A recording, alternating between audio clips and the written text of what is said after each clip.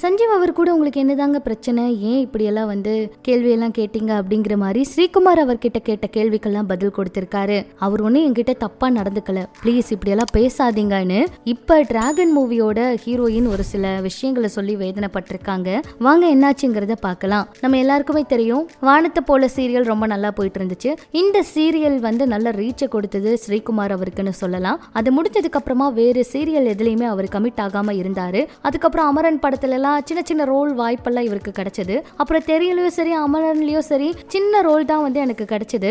ஓடுற படங்கள்ல நீங்க இருக்கணும்னு என் மனைவி சொல்லியிருக்கா. சீரியலை பொறுத்த வரைக்கும் அகல்யா, சிவசக்தி தொடங்கி இப்போ வரைக்குமே எனக்கான கேரக்டர் கிடைச்சிட்டே இருக்கு. எனக்கு இந்த வாய்ப்புகளை ஜீசஸ் தான் தராருன்னு நான் ரொம்ப நம்புறேன். வாய்ப்பு கிடைச்சிருச்சு அப்படின்னா அந்த கேரக்டருக்கு என்ன செய்யணுமோ அந்த விஷயங்களை எல்லாம் நான் வந்து 200% எல்லாம் பண்ணியிருக்கேன். அப்படிதான் நான் வந்து கதாபாத்திரங்கள் எல்லாம் எடுத்து நடிப்பேன். இந்த ஒரு விஷயத்துலதான் இன்னைக்கு வரைக்கும் என்னால வந்து இதுல நிலைச்சு நிக்க முடியுது அப்படிங்கிற மாதிரி சொல்லியிருக்காரு. தனம் தொடர பொறுத்த வரைக்கும் கெஸ்ட் ரோல்னு சொல்லி தான் வந்தாங்க. எதுக்குங்க அப்படி நடிக்கணும்னு தான் முதல்ல கேட்டேன். கதை பத்தி கொஞ்சம் கேளுங்கன்னு சொன்னாங்க. உடல் உறுப்பு தானம் பண்ற கேரக்டர் அதுன்னு கேட்டா அந்த நிமிஷமே எனக்கு கனெக்ட் ஆயிருச்சு.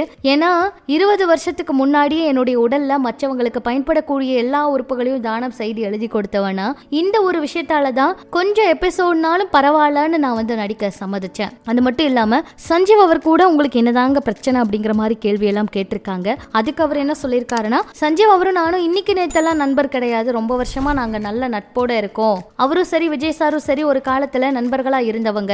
ஆனா இன்னைக்கு விஜய் சார் இருக்கிற இடம் வேற.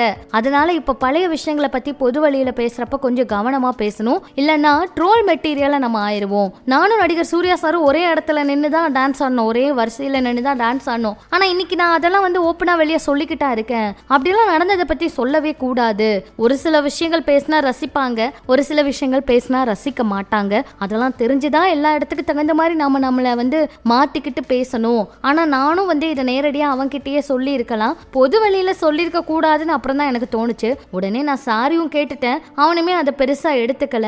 இதுதான் எங்களுக்குள்ள இருக்க பிரச்சனை அப்படிங்கிற மாதிரி இப்ப ஸ்ரீகுமார் அவர் வந்து ஒரு சில விஷயங்களை சொல்லியிருக்காரு. இதுக்கான கேள்வியை தான் பிரபலமான பத்திரிகை கேட்டிருக்காங்க.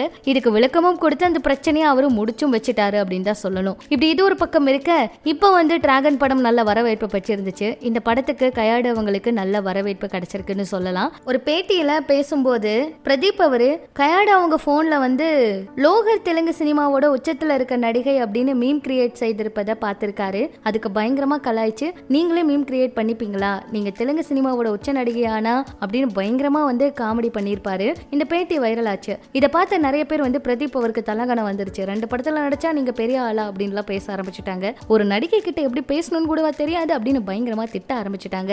இதை கேள்விப்பட்ட டிராகன் பட நடிகையான கயட அவங்க, நாங்க அழிச்ச பேட்டியில நிறைய விமர்சன வீடியோக்கள் எல்லாம் பார்த்து வேதனைப்பட்டேன். அந்த பேட்டியில நீங்க பார்த்த அனைத்துமே காமெடிக்காக பண்ணதுதான். அந்த பேட்டியோட சுவாரஸ்யத்தை அதிகமாக்க நாங்க 2 பேரும் வந்துட்டு நிறைய விஷயங்களை பேசி வச்சுதான் பண்ணணும். அதெல்லாம் வந்து ஸ்கிரிப்ட் தான். நான் எந்த வகையிலயும் வந்துட்டு பாதிக்கப்படல.